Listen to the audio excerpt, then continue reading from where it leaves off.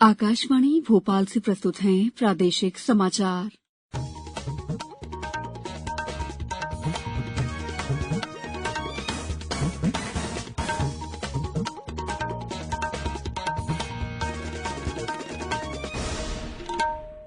नमस्कार, समाचारों के साथ मैं दीपा सिंह।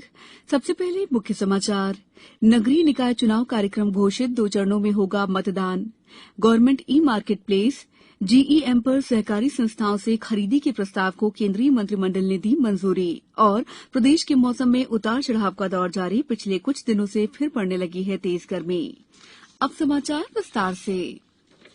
पंचायत चुनाव की घोषणा के बाद प्रदेश में नगरीय निकाय चुनाव की तारीखों की घोषणा कर दी गई है। फिलहाल 413 नगरीय निकायों में से 347 निकायों में चुनाव कराए जाएंगे। निकाय चुनाव 2 चरणों में होंगे। पहले चरण में मतदान 6 जुलाई को और दूसरे चरण की वोटिंग 13 जुलाई को होगी। दोनों चरणों के लिए वोटिंग सुबह 7 बजे से शाम 5 बजे तक होगी। पहले चरण की मतगणना और परिणाम 17 जुलाई को और दूसरे चरण के परिणाम 18 जुलाई को आएंगे।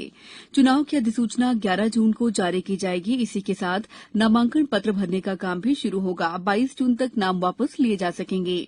राज्य निर्वाचन आयुक्त बसंत प्रताप सिंह द्वारा चुनाव कार्यक्रम की घोषणा करने के साथ ही प्रदेश के शहरों में आचार संहिता लागू हो गई है। चुनाव कार्यक्रम के अनुसार प्रदेश के बड़े शहरों भोपाल, इंदौर, ग्वालियर, जबलपुर में नगर निगम के लिए मतदान 6 जुलाई को होगा। इस बार नगरीय निकाय चुनाव में मैनुअल के साथ साथ ऑनलाइन नामांकन भी दाखिल किया जा सकेगा, लेकिन उम्मीदवार को रिटर्निंग ऑफिसर के सामने हार्ड कॉपी पेश करनी होगी। नामांकन पत्र के साथ जमानत राशि भी जमा करनी होगी। केंद्रीय मंत्रिमंडल ने कल government e market place GEM पर सहकारी संस्थाओं से खरीद के प्रस्ताव को मंजूरी दे दी। सूचना और प्रसारण मंत्री अनुराग सिंह ठाकुर ने नई दिल्ली में संवाददाताओं को बताया कि सरकार के इस कदम से सहकारी संस्थाओं को मुक्त और पारदर्शी प्रक्रिया से उचित कीमत हासिल करने में आसानी होगी। उन्होंने कहा कि इससे 8,54,000 से अधिक सहकारी संस्थाओं और इनके 27 करोड़ से अधिक सदस्यों को लाभ होगा। केंद्रीय मंत्री ने कहा कि सहकारिता मंत्रालय जीईएम पर दर्ज होने वाली सहकारी संस्थाओं की सूची तैयार करेगा। उन्होंने कहा कि जीईएम इसके लिए सहकारी संस्थाओं को एक समर्पित प्रक्रिया उपलब्ध कराएगा। उन्होंने कहा कि जीईएम पोर्टल खुलने से सहायता समूह, सूक्ष्म, लघु और मध्यम उद्योगों तथा छोटे कारोबारियों को लाभ हुआ है। विदेश मंत्री एस जयशंकर ने कहा है कि क्वाड का उद्देश्य संयुक्त प्रयासों से वैश्विक हित सुनिश्चित करना है और प्रधानमंत्री नरेंद्र मोदी ने इसी बात पर बल दिया है। उन्होंने कहा कि यदि 4 सदस्य देशों के इस समूह को आगे बढ़ाना है तो सहमति थोपने के बजाय सामंजस्य पर जोर देना चाहिए। वाइस एडमिरल के नैयर स्मृति व्याख्यान में डॉ जयशंकर ने कहा कि क्वाड सुचारू रूप से कार्य कर रहा है क्योंकि सदस्य देशों के बीच बेहतर समझ है और शीत युद्ध काल जैसी अड़चनें नहीं हैं। विदेश मंत्री ने कहा कि अंतर्निर्भरता और अंतर संबंधों ने निहित स्वार्थों और अप्रासंगिक परिभाषाओं पर जीत हासिल कर ली है। अब ये स्पष्ट हो जाना चाहिए कि हिंद प्रशांत क्षेत्र अतीत नहीं बल्कि भविष्य है। डॉ जयशंकर ने कहा कि विविध आपसी संबंधों में उल्लेखनीय सुधार से क्वाड संगठन में भारत की केंद्रीय भूमिका बनी है।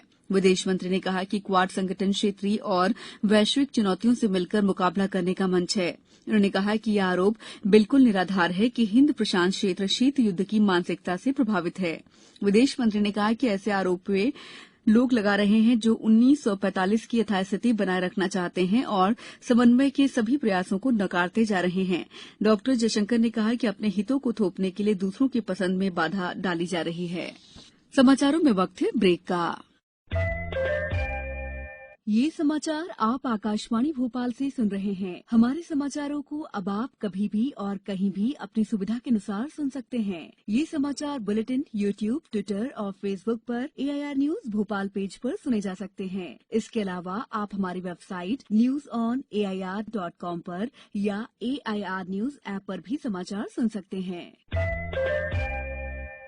ब्रेक के बाद समाचारों में आपका एक बार फिर स्वागत है। शिक्षा मंत्रियों का 2 दिन का सम्मेलन कल गुजरात के गांधीनगर में शुरू हुआ। केंद्रीय शिक्षा मंत्री धर्मेंद्र प्रधान ने इस सम्मेलन का उद्घाटन किया। सम्मेलन में अन्य केंद्रीय मंत्री और राज्यों तथा केंद्र शासित प्रदेशों के शिक्षा मंत्री भाग ले रहे हैं।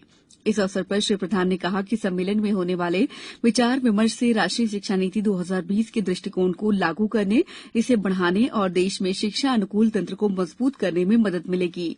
उन्होंने कहा कि राष्ट्रीय शिक्षा नीति 2020 स्कूलों में कौशल और राष्ट्रीय डिजिटल शिक्षा आर्किटेक्चर और राष्ट्रीय शैक्षिक प्रौद्योगिकी मंच जैसी डिजिटल पहलों पर ध्यान केंद्रित कर रही है। श्री प्रधान ने कहा कि गुजरात इस बात का उदाहरण है कि किस तरह टेक्नोलॉजी का इस्तेमाल करके शिक्षकों के गैर शैक्षणिक कार्यों को कम, बुनियादी साक्षरता और संख्यात्मक कौशल को मजबूत तथा छात्रों और शिक्षकों का समग्र मूल्यांकन सुनिश्चित करने के साथ ही शिक्षण के माहौल को जीवंत बनाया जा सकता है। प्रदेश में उमस भरी तेज गर्मी महसूस की जा रही है। मई महीने के आखिरी सप्ताह में पूर्व पश्चिम में एक टर्फ लाइन बन जाने से तेज गर्मी का एहसास नहीं हुआ, लेकिन जून के पहले हफ्ते में प्रदेश के अधिकांश जिलों में मौसम शुष्क बना हुआ है और तापमान 40 डिग्री सेल्सियस के आसपास है।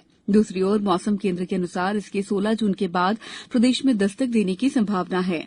अभी दक्षिण पूर्व मानसून केरल के बाद अब तमिलनाडु के कुछ भागों में भी पहुंच गया है। पिछले 24 घंटों के दौरान प्रदेश के बुरहानपुर, बालाघाट और शहडोल जिलों में कहीं कहीं बारिश हुई, जबकि राज्य के शेष जिलों में मौसम सामान्य रहा।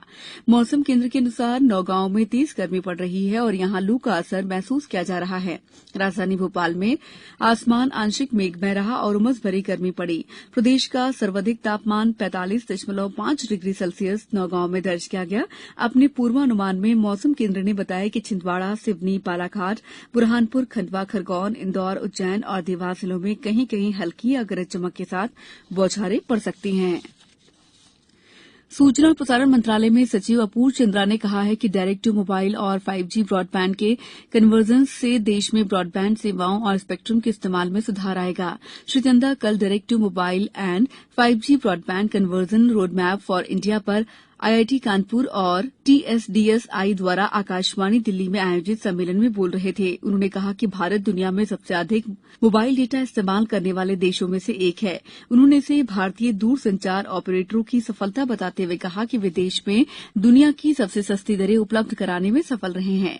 सम्मेलन में प्रसार भारती के मुख्य कार्यकारी अधिकारी शशि शेखर वेम्पति और सूचना तथा प्रसारण मंत्रालय के वरिष्ठ अधिकारी मौजूद थे। इस अवसर पर प्रसार भारती के मुख्य कार्यकारी अधिकारी शशि शेखर वेम्पति ने कहा कि डायरेक्ट टू मोबाइल सेवा में भारत अन्य देशों के मुकाबले आगे बढ़ सकता है।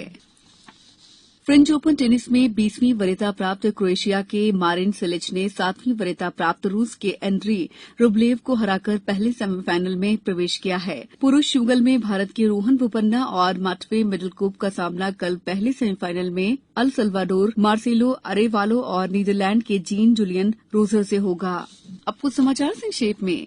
आगर मालवा में त्रिस्तरीय पंचायत निर्वाचन से संबंधित सभी कार्रवाई समय सीमा में पूरी किए जाने के लिए रिटर्निंग ऑफिसर ने जनपद पंचायत विकासखंड स्तरीय कंट्रोल रूम स्थापित किया है।